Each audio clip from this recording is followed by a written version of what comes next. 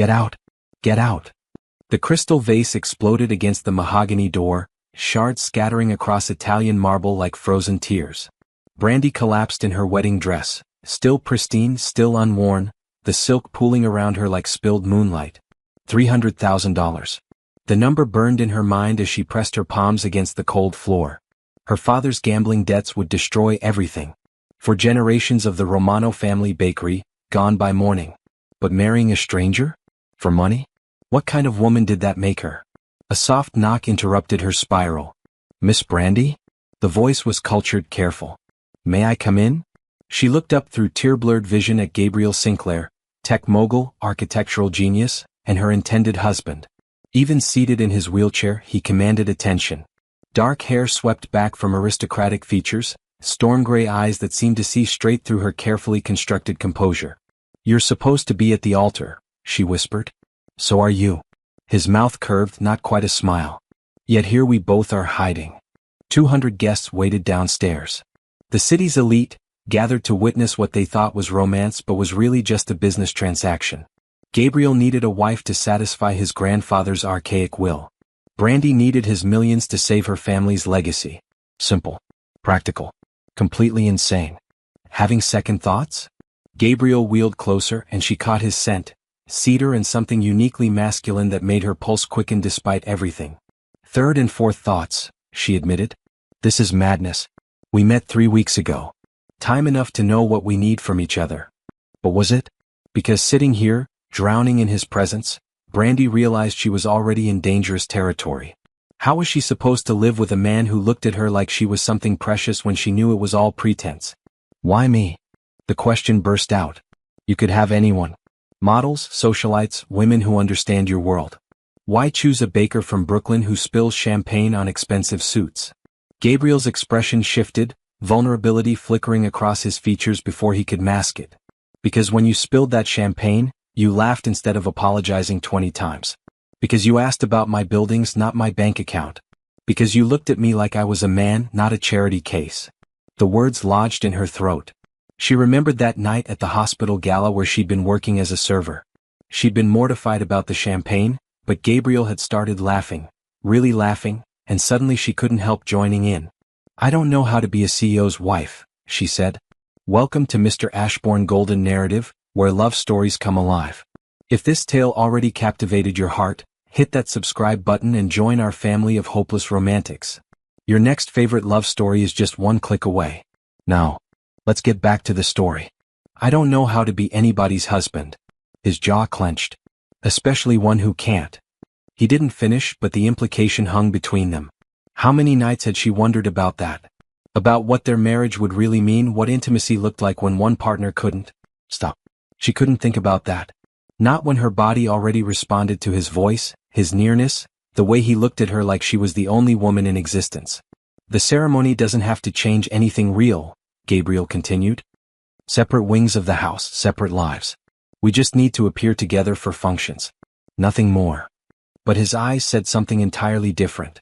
They said he wanted everything more. 6 months later, Brandy wondered how she'd ever believed their arrangement would stay simple. Gabriel, you missed dinner again. She found him in his study at midnight, surrounded by architectural blueprints and cold coffee. Mrs. Chun left your plate warming in the oven. He looked up, and that familiar flutter started in her chest. It happened every time, the moment his attention focused entirely on her, like she was the most important thing in his world. Sorry? The Melbourne project hit a snag. He rubbed his temples, exhaustion evident in every line of his body. Client wants to change the entire foundation design 3 weeks before groundbreaking. That sounds expensive. Catastrophically so. But he was smiling now, that crooked grin that made her knees weak. How was your day?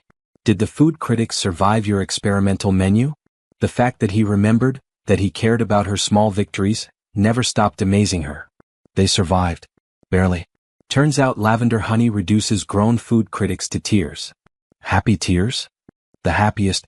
They're featuring Romanos in next month's issue. Gabriel's face transformed with genuine pride. Brandy, that's incredible. Your grandmother would be so proud. He said it like he'd known Nana personally, like her dreams mattered as much as his multi-million-dollar projects. When had anyone ever made her feel this important? We should celebrate, he continued, then hesitated. I mean, if you want to. I know this isn't exactly a normal marriage. Gabriel. She moved closer, drawn by something she couldn't name. What are we doing? The question she'd been afraid to ask for months finally escaped. Because this felt real. The late-night conversations, the way he made her laugh until she couldn't breathe, the electrical current that sparked whenever they accidentally touched. I don't know, he admitted. I know what we agreed to, but somewhere along the way. But. Pretending stopped feeling like pretending. The confession hung between them like a bridge neither dared cross. Brandy's heart hammered so hard she was sure he could hear it. She'd felt it too, the shift from polite coexistence to something deeper, more dangerous. But how could she tell him about the dreams that woke her every night? Dreams where his hands explored her body, where he whispered her name like a prayer, where he loved her with a passion that left her aching and empty when she woke alone. How could she confess that she'd fallen completely, hopelessly in love with a man she could never truly have? Gabriel, The fire alarm's shriek cut through the moment like a blade. What the hell? Gabriel reached for his phone, but the lights died before he could dial. Emergency lighting bathed everything in hellish red. Smoke was already seeping under the door. Brandy ran to the elevator, stabbing the button frantically. It's not working.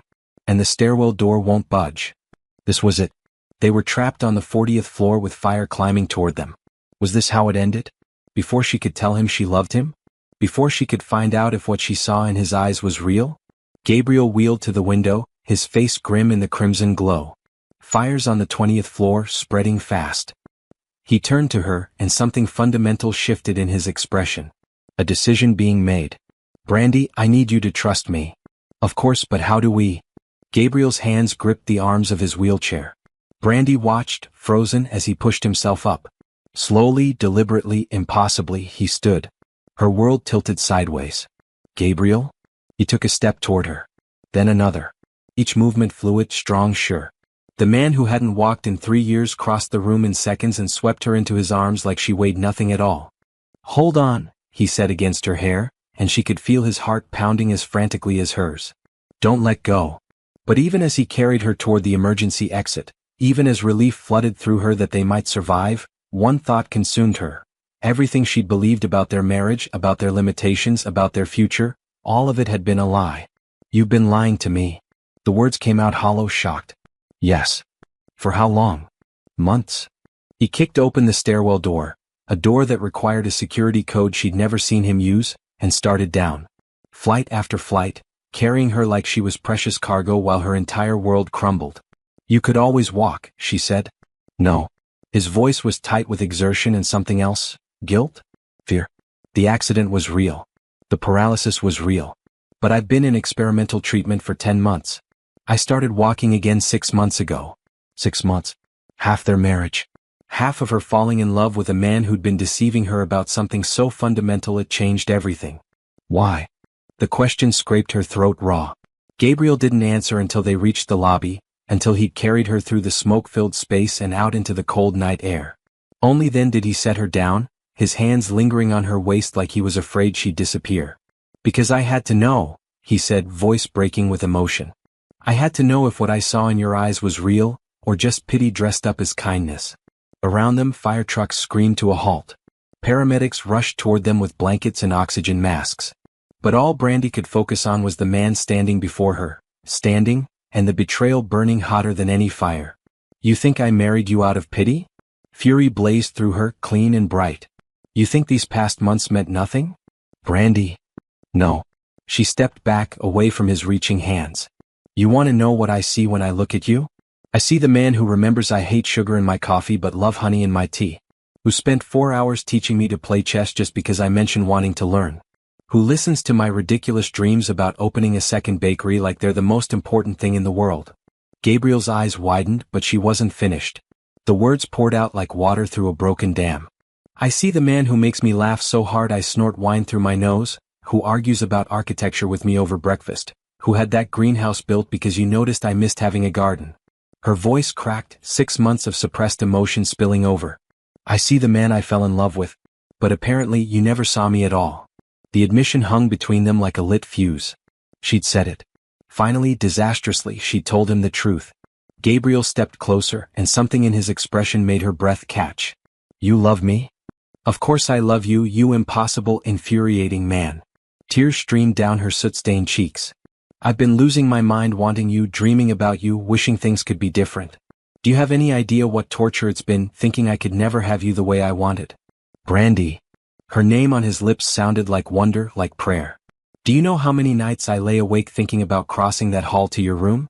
How many times I wanted to tell you the truth just so I could touch you, really touch you? Then why didn't you? Because I was terrified. The confession seemed to surprise him as much as her.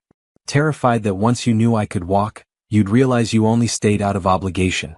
Terrified that what we had was built on lies and would crumble the moment you learned the truth. But before she could respond, before she could process the enormity of what he was telling her, a paramedic interrupted. Sir, ma'am, we need to check you for smoke inhalation. The spell broke. Reality crashed back. The fire, the evacuation, the crowd of onlookers already gathering behind news vans. Gabriel's deception would have to wait. Their marriage, their future, everything would have to wait. But as they were separated for medical checks, as oxygen masks covered their faces and blankets wrapped their shoulders, Brandy couldn't shake one thought. If Gabriel had been lying about walking, what else had he been hiding? And more terrifying still, did she want to know the answer? The penthouse was uninhabitable. Smoke and water damage had destroyed months of careful coexistence, leaving them temporarily relocated to Gabriel's estate in the Hamptons. Brandy stood at the floor-to-ceiling windows of the master suite, watching Gabriel walk along the beach below. Even 3 days later, seeing him move with perfect, fluid grace felt surreal. He'd given her space since the fire, sleeping in the guest wing while she tried to process everything. But space wasn't what she needed anymore. She needed answers. Knock knock. Gabriel's voice made her turn. He stood in the doorway, hesitant in a way she'd never seen before. May I come in? It's your house. It's our house, he corrected quietly. And you're my wife. That means something to me even if you're not sure it should anymore. Our house. Our marriage. When had she started thinking in those terms? When had this arrangement become so much more? I brought coffee. He wheeled in a cart, walking slowly, naturally, like he'd never been confined to anything. And pastries from that place in the village you mentioned liking. Such a small gesture, but so perfectly him. Even in the middle of their crisis, he was taking care of her in the way only he knew how. Gabriel, we need to talk. I know. He poured coffee into delicate china cups, his movements precise. I owe you explanations. All of them. Start with the accident. Gabriel handed her a cup, their fingers brushing in the exchange. Even now, even with everything broken between them, that familiar electricity sparked. Mountain climbing accident in Switzerland 3 years ago, he began. My business partner and I were celebrating the Tokyo deal. I fell, crushed 3 vertebrae, severed my spinal cord. The doctor said I'd never walk again. Brandy settled into the window seat, cradling her coffee. But they were wrong. Not wrong. Just not accounting for experimental regenerative therapy. Gabriel sat across from her, close enough to touch but careful not to. Stem cell treatment, combined with electrical stimulation and intensive physical therapy. Only available through a clinical trial in Germany. When did you start treatment? 8 months after we married. I'd given up hope, honestly. Then I met you and suddenly... He looked out at the ocean. Suddenly I had reasons to want to try again. The words wrapped around her heart like silk ribbons, but she forced herself to stay focused. When did you start walking?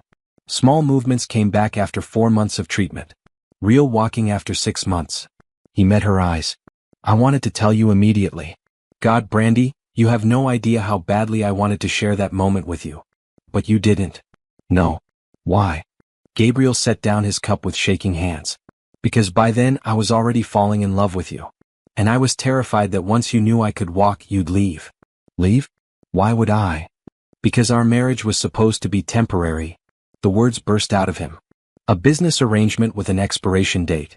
Once I could walk, once I could have a real relationship with someone, why would you stay with a man you married out of necessity? Brandy stared at him. You thought I'd abandon you? I thought you'd realize you deserved better than a marriage based on mutual convenience. Gabriel. She reached for his hands and he let her take them. Did it ever occur to you that I might have stayed because I wanted to? Not out of obligation or pity, but because I chose you. I hoped. God, I hoped. But I was too afraid to risk it. They sat in silence, fingers intertwined, while waves crashed against the shore below. Finally, Brandy asked the question that had been eating at her. What were you planning to do? Keep pretending forever? I don't know, he admitted. I kept telling myself I'd find the right moment, the right words. But every day that passed made it harder. The lie got bigger and I got more afraid of losing you.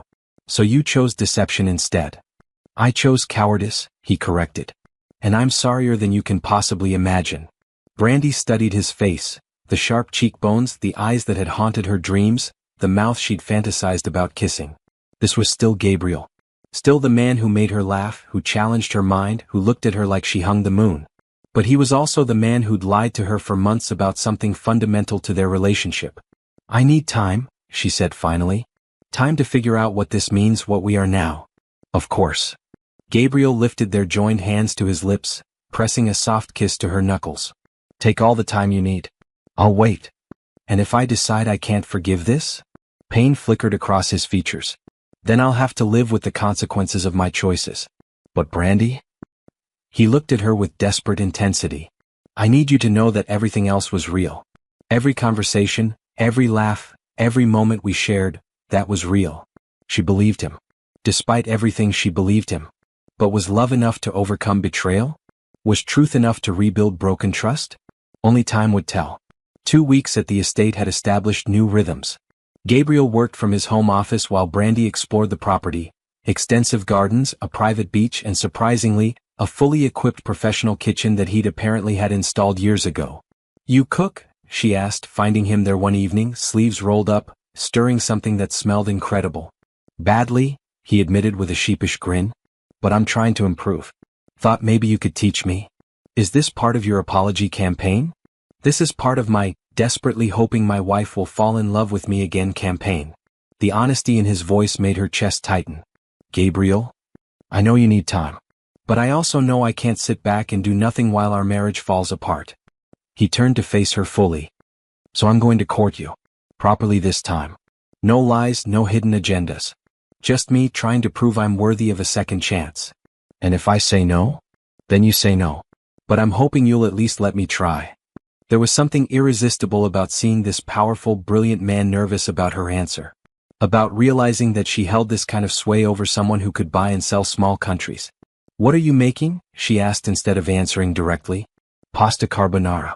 Or what was supposed to be pasta carbonara. He gestured helplessly at the pan. I think I've created some kind of science experiment. Despite everything, laughter bubbled up. Move over. Let me see what you've done. Working beside him in the kitchen felt natural, familiar. Their bodies moved around each other with practiced ease, and she found herself stealing glances at him. The way his hair fell across his forehead when he concentrated. The way his hands, she'd always loved his hands, moved with surprising grace despite his admitted lack of cooking skills. Why did you have this kitchen built? She asked as she salvaged his carbonara. Optimism, he said quietly. I always hoped someday I'd have someone to cook with. Someone to build a real life with. Even when you couldn't walk? Especially then. Dreams were all I had for a long time. The simple honesty of it broke something loose in her chest. This was why she'd fallen in love with him. Not his money or his looks, but moments like this where he let her see the man behind all the armor. Try this. She lifted a forkful of pasta to his lips, and he opened obediently. But when his tongue touched her fingers, when his eyes darkened with something that had nothing to do with food, the kitchen suddenly felt too small. Brandy. Her name was barely a whisper. Yes. I've been thinking about kissing you for 8 months. May I? 8 months. Since before he could walk. Since when she thought kissing was impossible between them. Yes, she breathed. When his lips touched hers, the world shifted on its axis. This wasn't the desperate kiss outside the burning building, but something reverent, careful, full of barely restrained longing. His hands framed her face like she was something precious, breakable. When they finally broke apart, both breathing hard, Gabriel rested his forehead against hers. I love you, he said. Not the woman who agreed to marry me for practical reasons. Not the wife who was kind to a disabled husband. I love you, the real you. The woman who burns toast when she's distracted, who argues with cooking shows, who makes me laugh until my sides hurt. Gabriel? I love how you hum while you work, how you scrunch your nose when you're concentrating, how you make me feel like the luckiest man alive just by choosing to spend your evenings with me. Each word was a balm to wounds she hadn't realized were still bleeding. This was what she'd been craving, not just desire but recognition. Not just passion but partnership. I love you too, she admitted. I never stopped even when I was furious with you. So what happens now? Now we figure out how to rebuild trust. How to be honest with each other even when it's scary. Gabriel nodded solemnly. No more lies. No more tests. Just truth even when it's ugly. Even when it's ugly, she agreed. And when he kissed her again, longer this time, deeper, she tasted possibility on his lips. The possibility of a real marriage, real intimacy, real love built on truth instead of necessity. But as his hands tangled in her hair, as her body responded to his touch with months of pent-up desire, one question lingered in the back of her mind. What else hadn't he told her? 3 days later, over breakfast on the terrace overlooking the ocean, Gabriel asked a question that changed everything. Would you marry me again? Brandy nearly choked on her coffee. What? A real wedding this time. With real vows, real promises. A celebration of what we actually mean to each other instead of a business transaction. Gabriel? I know it sounds crazy, but our first wedding was built on lies. Mine mostly. I want to marry you again honestly this time. I want to promise to love you, cherish you, be worthy of your trust for the rest of my life. The idea sent shivers down her spine. A wedding where she actually wanted to marry the groom? Where love was the reason instead of desperation. When? She heard herself ask. Whenever you're ready. Here if you want. Small ceremony, just us and a few close friends. Or we can wait, plan something bigger. Here, she said quickly. So, I don't want to wait anymore. Gabriel's smile could have powered the eastern seaboard. Really? Really? But Gabriel? She reached across the table for his hand. No more secrets between us. Not ever. No more secrets, he agreed. Then there's something I need to tell you. His expression grew concerned. What? I've never. I mean, our first wedding night. She felt heat climb her cheeks. I don't have experience with intimate relationships. Gabriel went completely still. You're saying you've never been with anyone that way? Yes. She couldn't meet his eyes.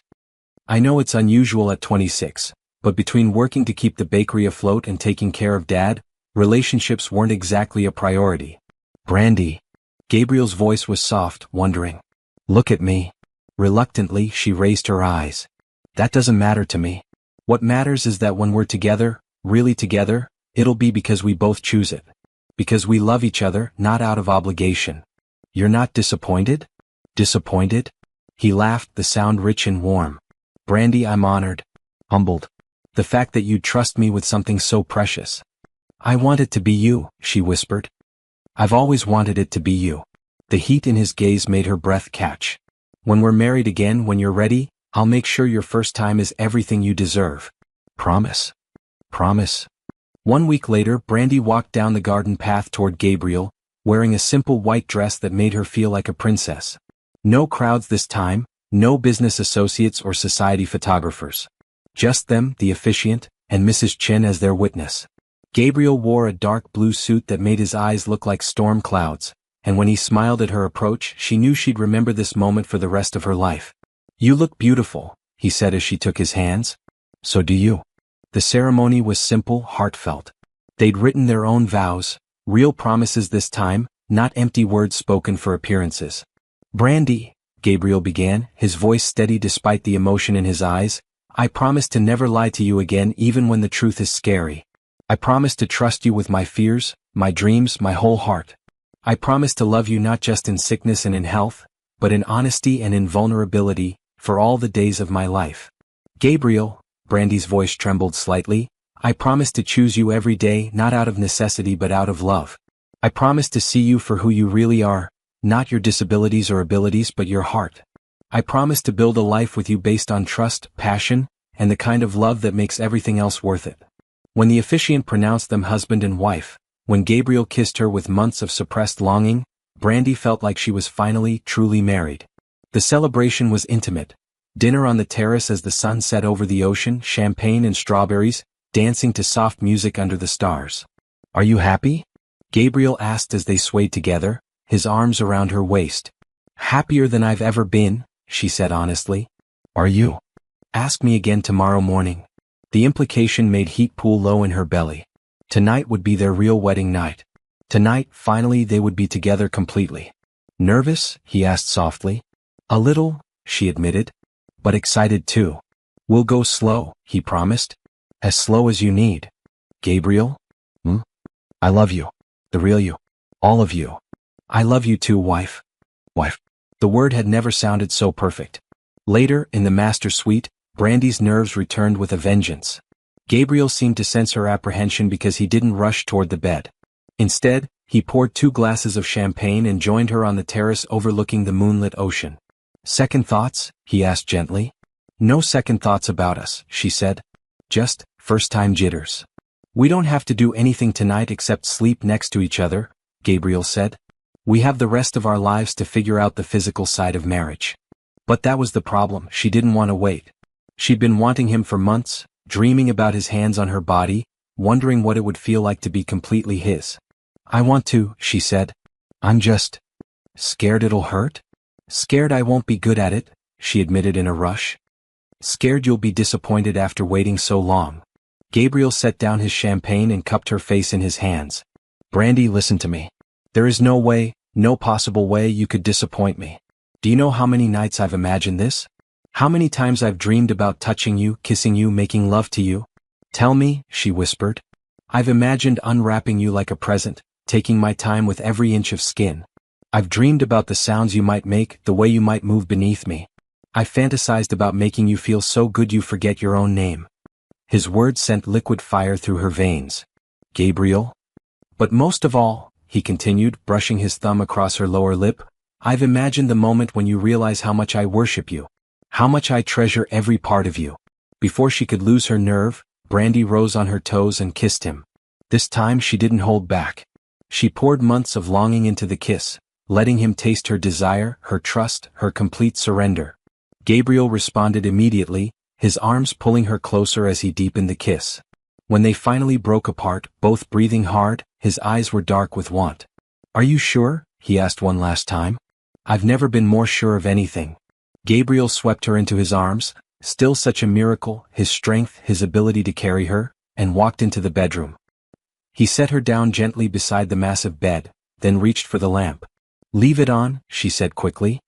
I want to see you. All of you. Brandy. There was wonder in his voice, gratitude for her trust. He kissed her again, softer this time, reverent. His hands found the zipper of her dress and slowly, so slowly, drew it down.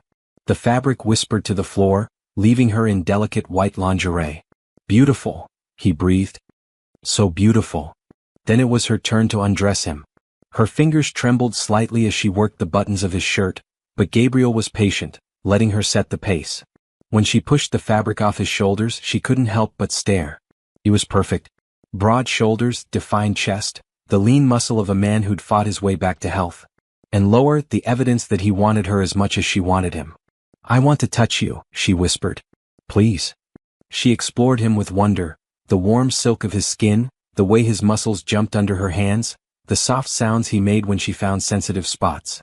When she grew bolder, taking him in her hand, his sharp intake of breath was the most erotic sound she'd ever heard. Brandy, if you keep that up, this will be over embarrassingly quickly. We have all night, she reminded him. We have the rest of our lives. He guided her to the bed, laying her down like she was made of spun glass. Then he began his own exploration, mapping her body with his hands and mouth until she was arching beneath him, desperate for more. Please, she gasped when his tongue found the sensitive spot behind her ear. Gabriel, please? Tell me what you need. You. I need you.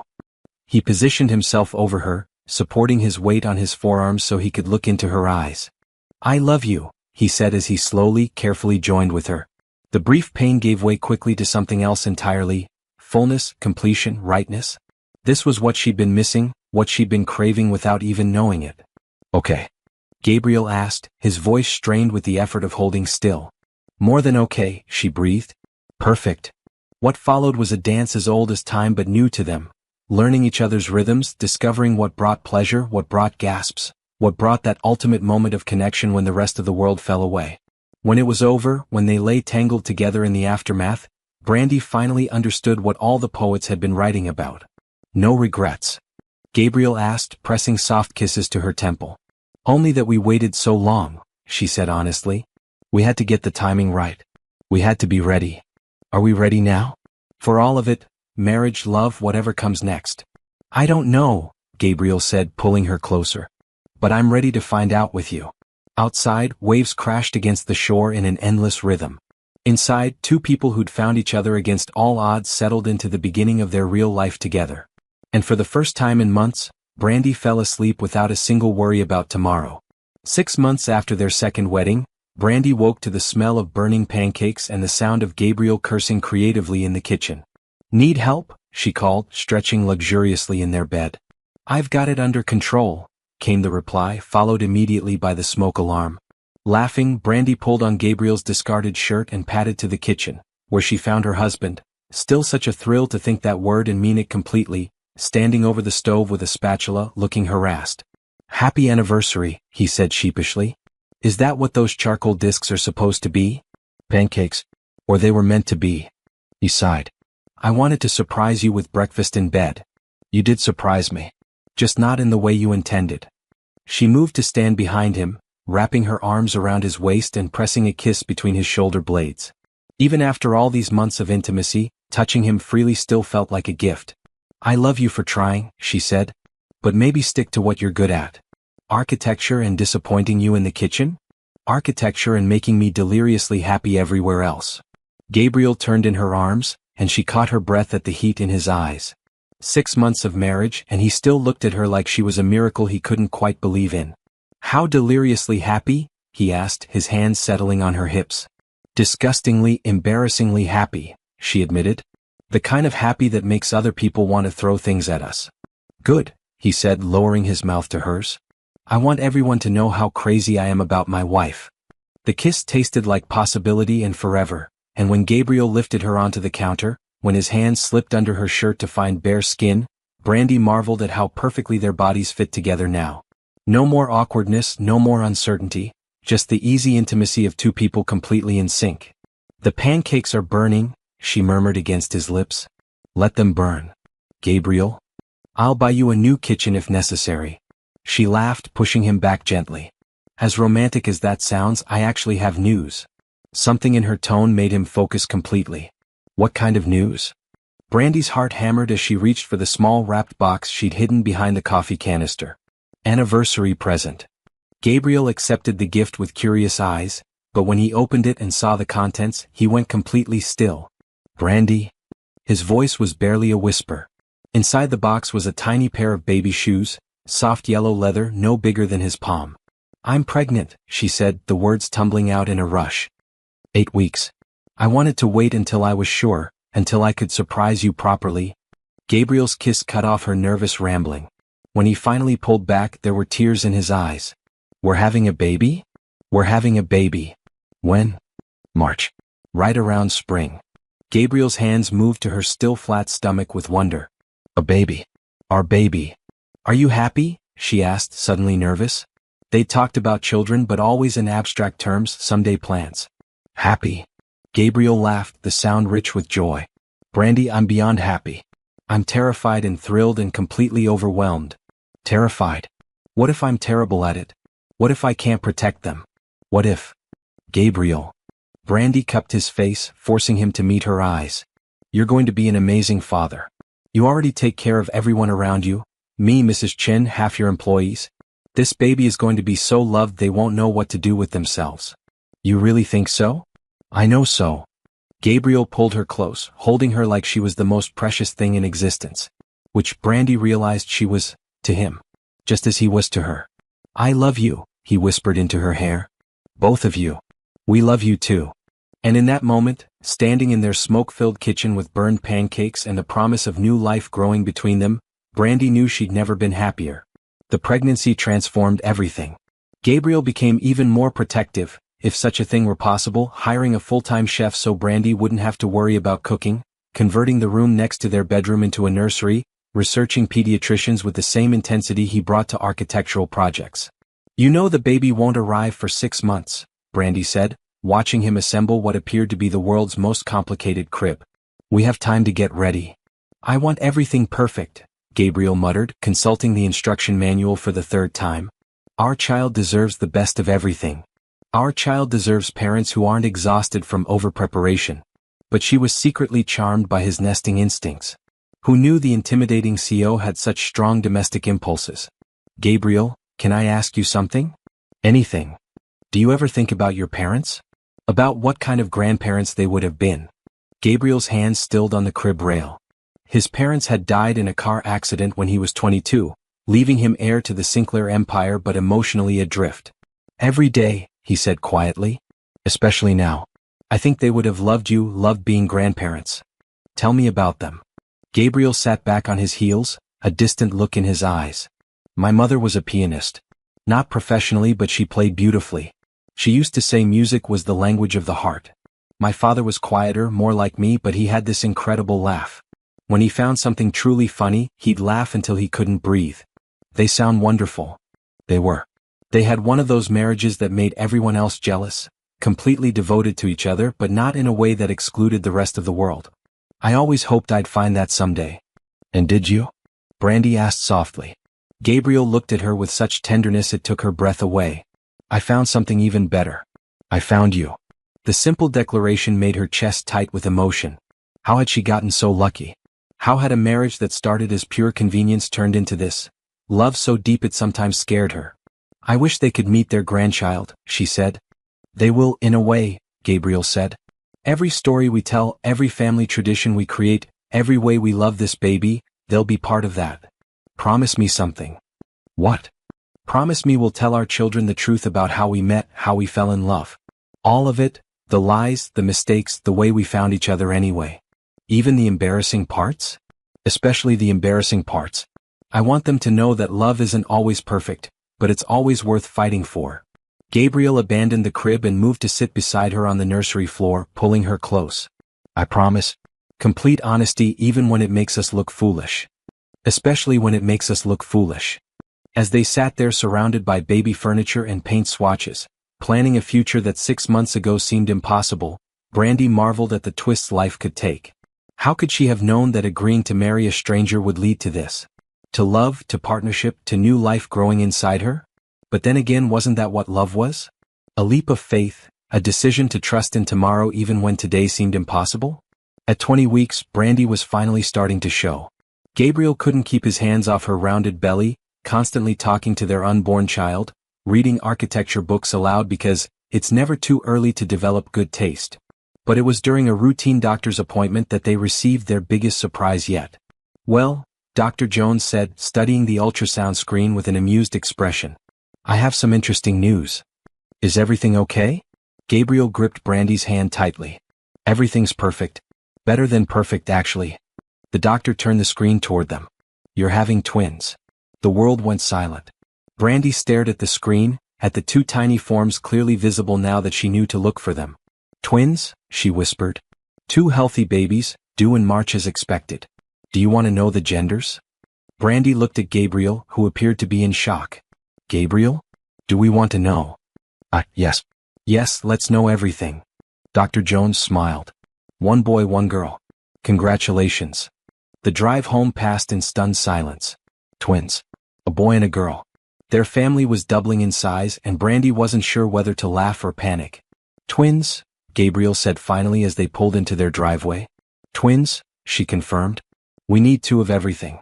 2 cribs, 2 car seats, 2 college funds. Gabriel breathed. I'm breathing. I'm just, wow.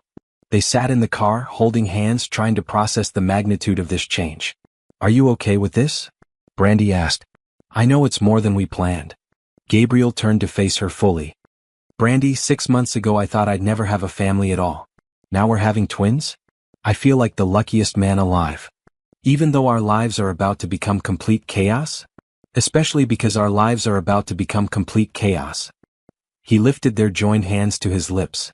Besides, we've survived business marriages, fires, deception, and burned pancakes. How hard can twins be? Brandy burst into laughter.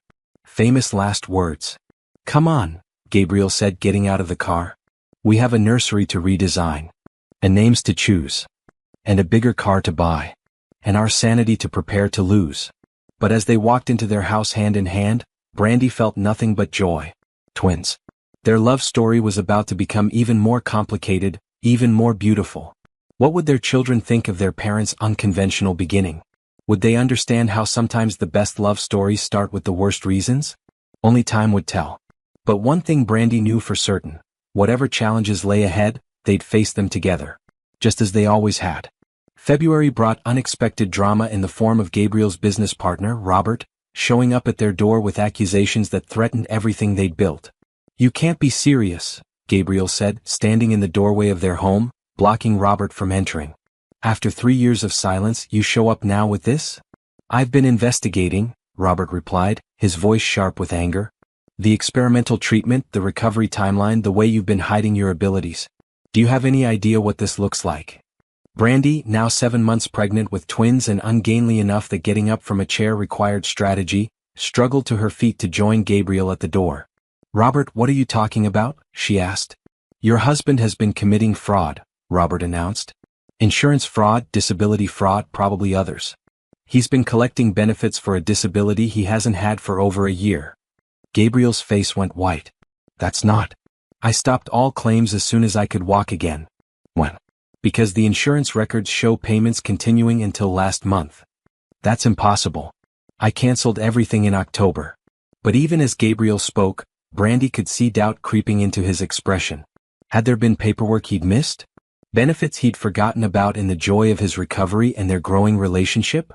"I'll need to see documentation," Robert continued. "Financial records, medical records, everything. Because if you've been defrauding insurance companies while building this fairy tale marriage, it reflects on the entire company." "Get out," Gabriel said quietly. "Get out of my house." "Gabriel?" "Out. Now. If you want to continue this conversation, call my lawyer." After Robert left, the house felt poisoned by his accusations.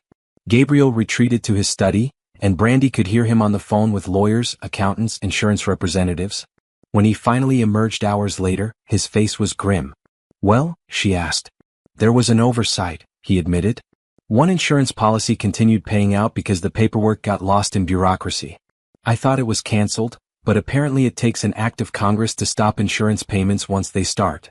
"How much money are we talking about?" $43,000 over 6 months. Brandy winced. "That sounds bad."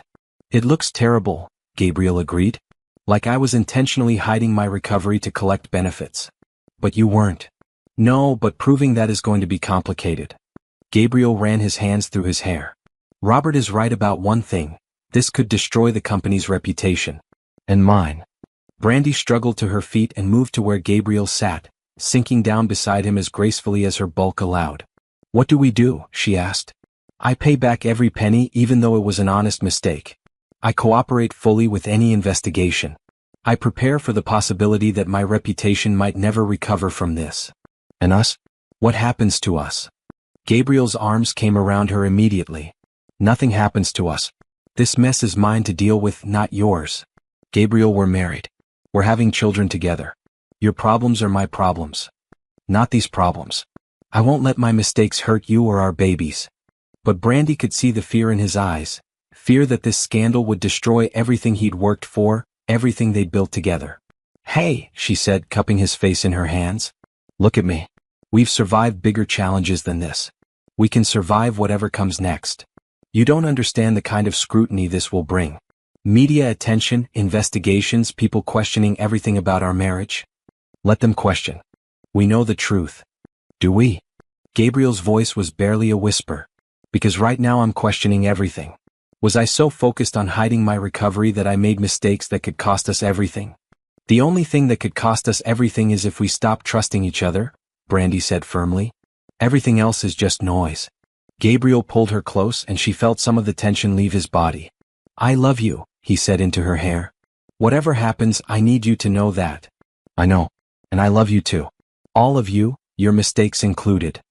Outside, storm clouds were gathering, but inside their home, holding each other close, Brandy felt oddly at peace. They'd weathered storms before. They'd weather this one too. After all, wasn't that what marriage was?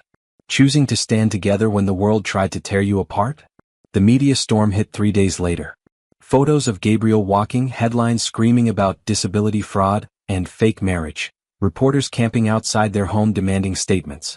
Brandy watched from the living room window as Gabriel faced a crowd of journalists, his statement brief and dignified.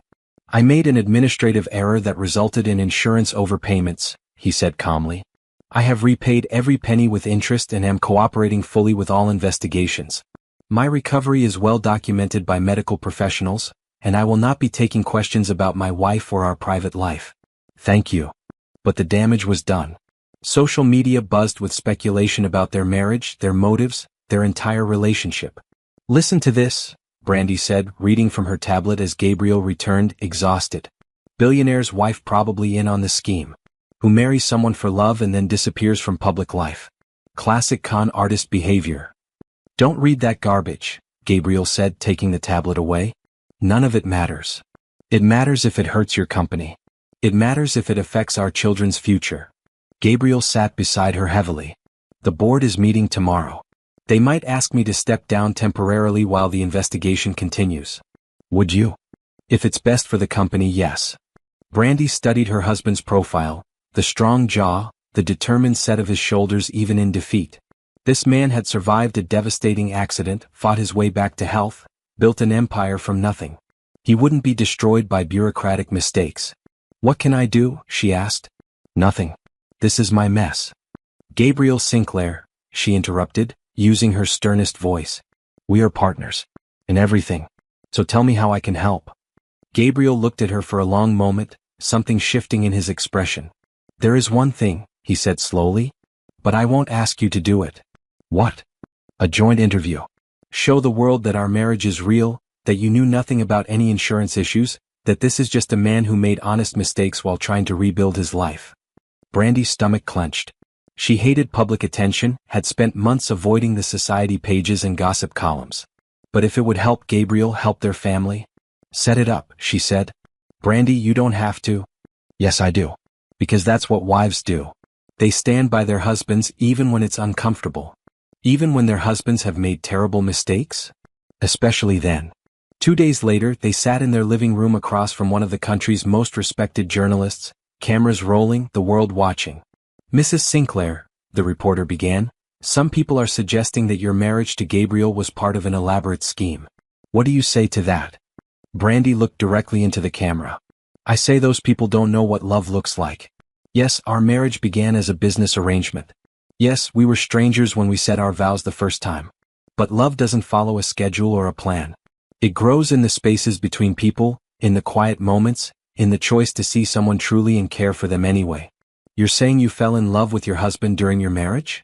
I'm saying I fell in love with a man who remembered how I liked my coffee, who listened to my dreams like they mattered, who made me laugh until my sides hurt. The fact that he could walk or couldn't walk was never the point. The point was that he saw me, really saw me, and chose to love me anyway. And the insurance issues? Gabriel made a mistake. An administrative error that he corrected as soon as he discovered it. But the idea that I would marry someone as part of an insurance fraud scheme. Brandy shook her head. I'm a baker from Brooklyn. I wouldn't know how to commit insurance fraud if my life depended on it. Some people question the timing of your pregnancy announcement. Let me stop you right there, Gabriel interjected, his voice deadly quiet. My wife is carrying our children. Twins. If anyone wants to suggest that our babies are part of some kind of publicity stunt, they can take that up with me directly.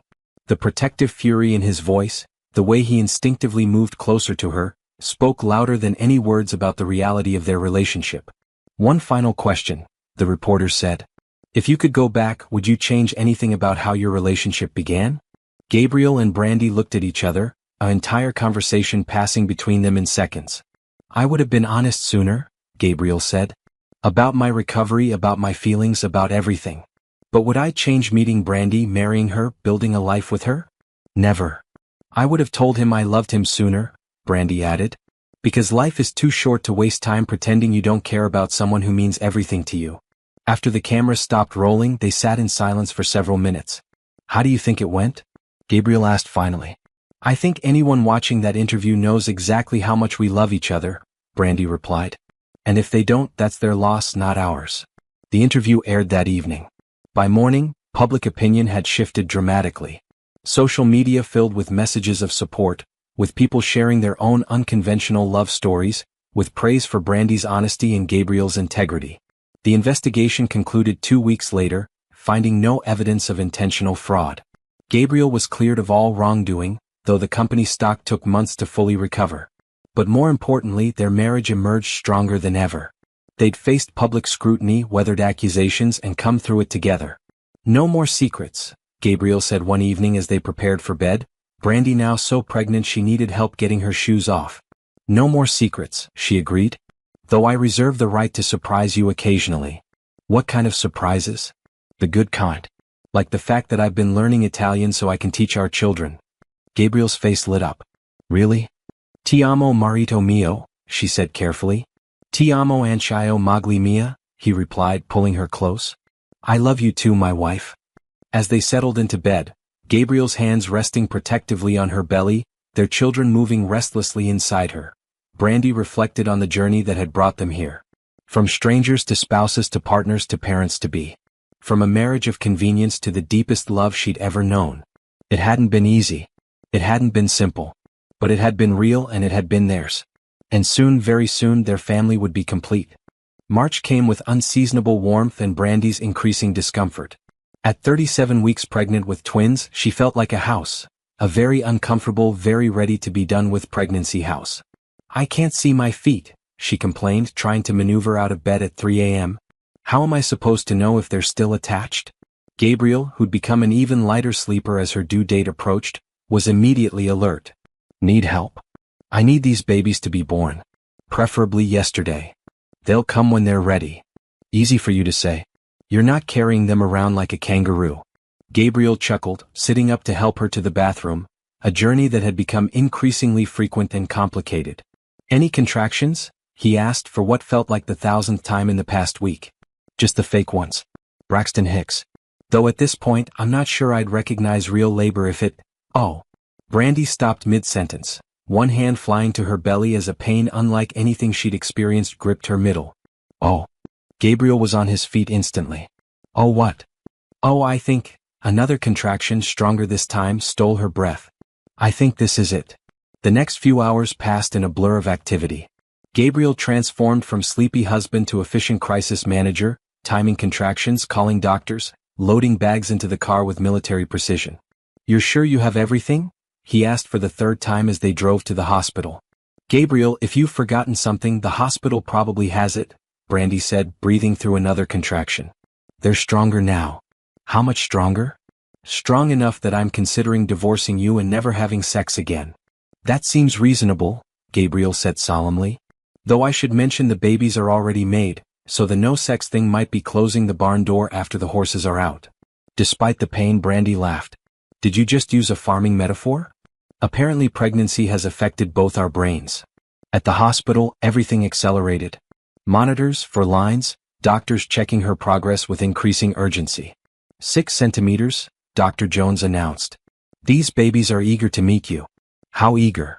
Gabriel asked, gripping Brandy's hand as another contraction peaked. "I guess within the next few hours." The next phase passed in a haze of intense sensation. Gabriel never left her side, coaching her breathing, encouraging her when she was sure she couldn't continue, advocating fiercely with the medical staff when she needed more pain relief. "I can see ahead," Dr. Jones announced suddenly. "Brandy, with the next contraction, I need you to push."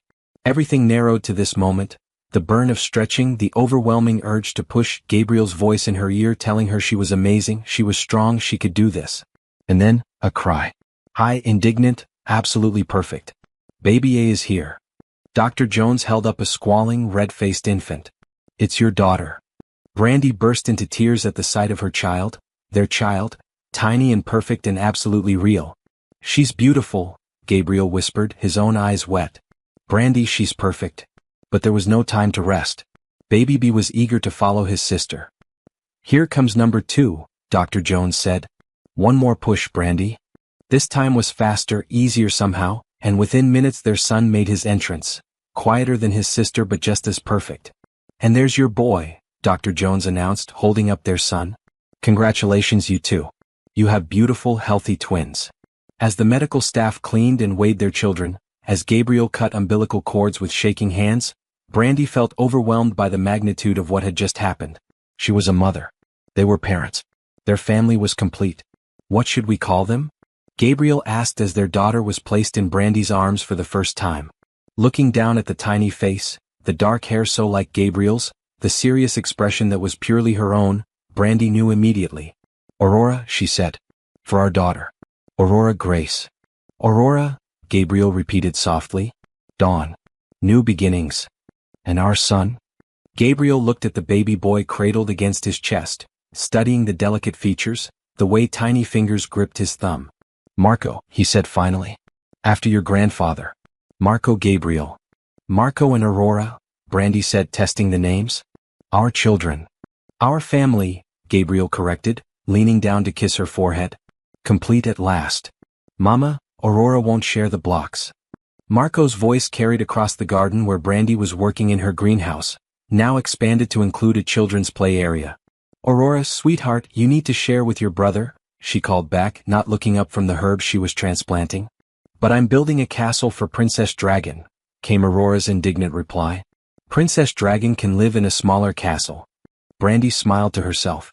At 5 years old, their twins were as different as could be, Aurora dramatic and imaginative, Marco gentle and methodical. But they adored each other even when they were fighting over toys. "Need backup." Gabriel appeared in the greenhouse doorway, his hair silver now at the temples but his eyes as warm as ever.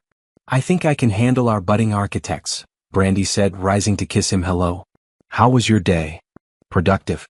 The Singapore project broke ground, the Tokyo design won the international competition, and I managed to leave the office before 7. I'm calling it a victory." "A major victory," Brandy agreed. "Dinner's almost ready." "And how was your day? Besides mediating building disputes?"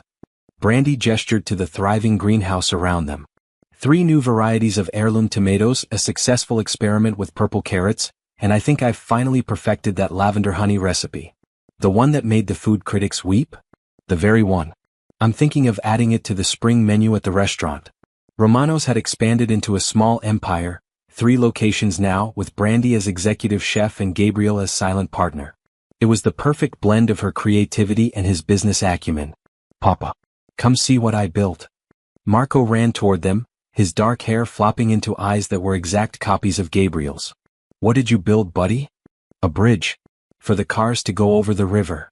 Gabriel dutifully admired the block construction while Aurora explained the complex political structure of Princess Dragon's kingdom. Their children were brilliant, creative, confident. Everything Brandy had hoped they'd be.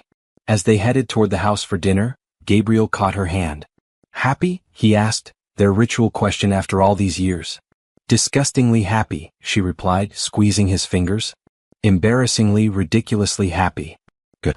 Because I have news that might make you even happier." "What kind of news?" Gabriel's smile was mysterious. "The kind that involves adding another room to this house." Brandy stopped walking, her heart skipping. "Gabriel?" "Surprise?" he said hopefully. She threw her arms around his neck, laughing. "Are you asking me or telling me? I'm hoping you'll say yes to trying for baby number 3.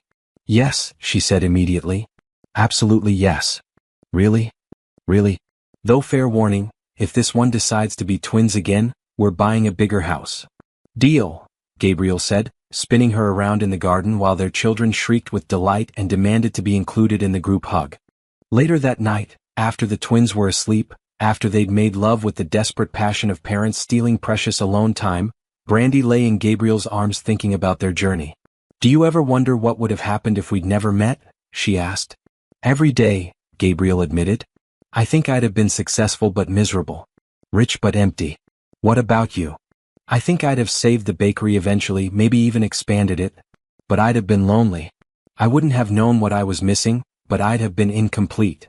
And now I can't imagine any other life. This messy, chaotic, beautiful life we've built. With potentially one more addition to the chaos." "Potentially," Brandy agreed, already imagining another child to love, another personality to nurture, another adventure to share with the man who'd become her everything. Outside, the ocean waves crashed against the shore in their eternal rhythm. Inside, a family slept peacefully, parents who'd found love in the most unlikely circumstances, children who were the living proof of that love, dreams for the future that seemed limitless. From a marriage of convenience to a love story for the ages. From strangers to soulmates. From 2 lonely people to a family that filled every corner of their home with laughter and joy. Sometimes the most beautiful journeys begin with the worst reasons. Sometimes the greatest love stories start with lies that become truth. Sometimes the most unthinkable thing is exactly what your heart needs most. And sometimes, if you're very lucky, you get the chance to build something real with someone who sees all of you, the flaws and fears and secret dreams, and chooses to stay anyway.